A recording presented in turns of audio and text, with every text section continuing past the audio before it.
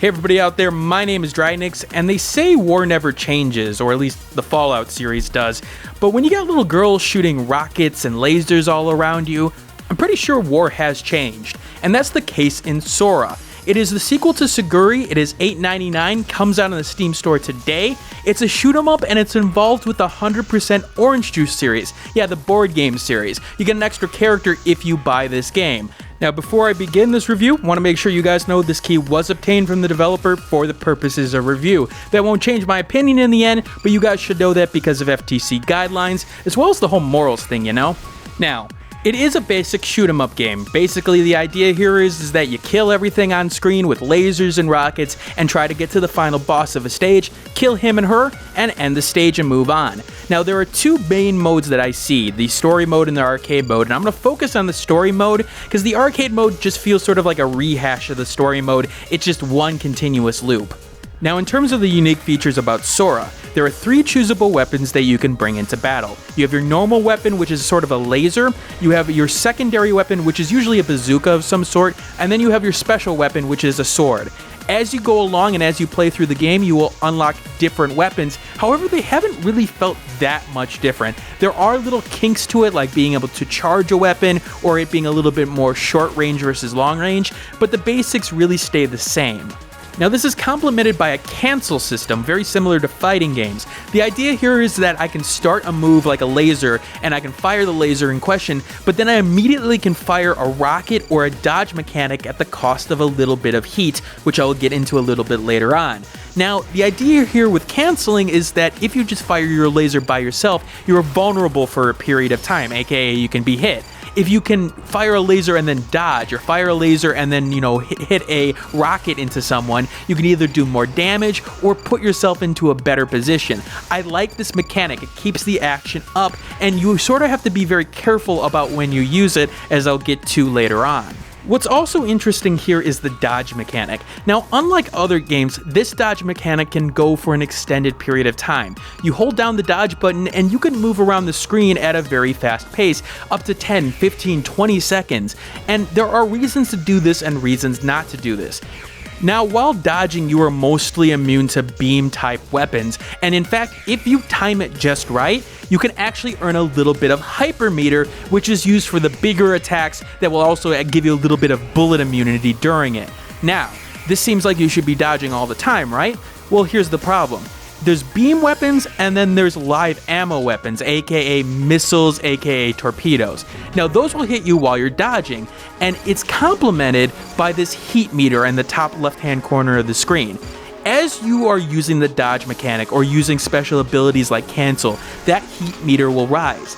The higher the percentage your heat meter is, if you are hit during that time, the more damage you will take. So there is sort of a give and take and risk and reward in terms of, yeah, I can dodge and always be dodging all the time, but if I get hit by one missile, I'm going to take a shitload of damage.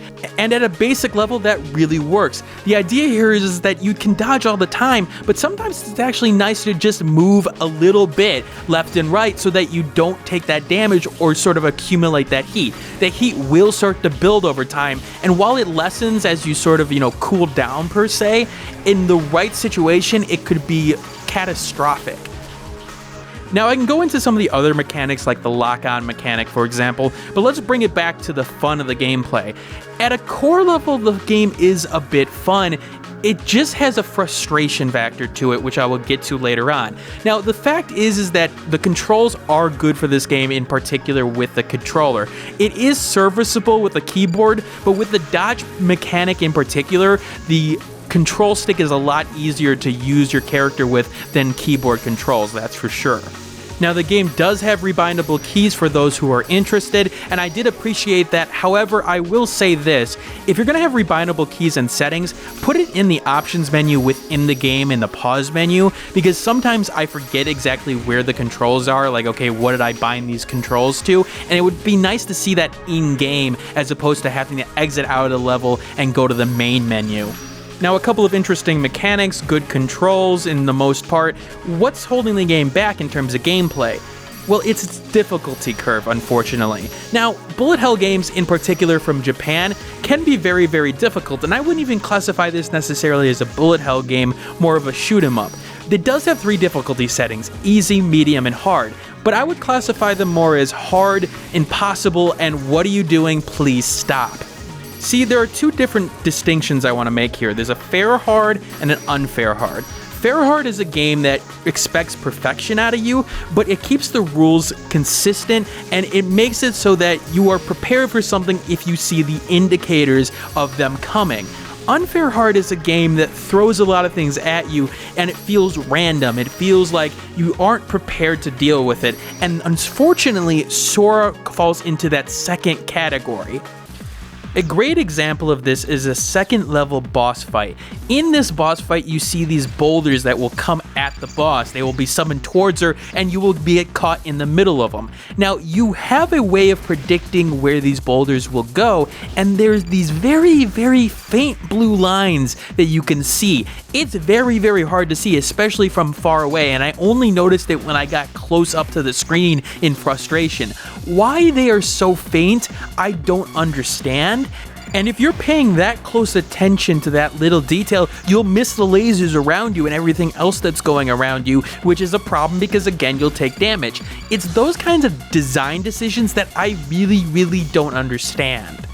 And this game also suffers another problem that I'm seeing more and more lately, and I really would like to know why. It's enemies coming off screen in all the different positions and no warnings about it. Now, in particular with Sora, where my biggest gripe about this is that it's inconsistent about it. Yes, you got enemies coming from left, right, up, and down, but sometimes it tells you that enemies are coming, and sometimes it doesn't. It sets the player up for expectations and then all of a sudden flips it on them with really no reason to flip it on them. The player doesn't know that it's coming at that point, and they can't really do anything about it. So that damage they take feels cheap, unfortunately. It also doesn't help that the aesthetic does not complement the gameplay in question. Now, on the flip side, the story and the aesthetic work rather well. Sora's been thrown into this war. She doesn't really understand what the concept of war is and why people are fighting, and it sort of goes for that, war is hell type of theme, and I think from a story perspective, that does work in a lot of ways. The fact is that you feel for Sora, you feel what she's going through, and the other sort of human, child, robot kind of things that are going through. But on the flip side of things, the aesthetic in terms of combat doesn't work because of everything that's going on. You can have a lot going on screen, and you need to be able to see very quickly what is live ammo and what is laser ammo. And the live ammo starts to blend into the dark background, which means that you have less time to react. And as I mentioned before, the reaction time is very quick on several of these elements, and so you not seeing it very quickly means that you may have to dodge even quicker than you did before, and in this game, that's going to get you hit over and over and over again. Actually, really, when it comes down to it, I feel like the separate sides of the music and the story elements were disconnected from the gameplay elements. The music and sound design, for example. Music-wise, the game works, and in terms of setting a theme and things like that, and music as a whole seems nice in my opinion.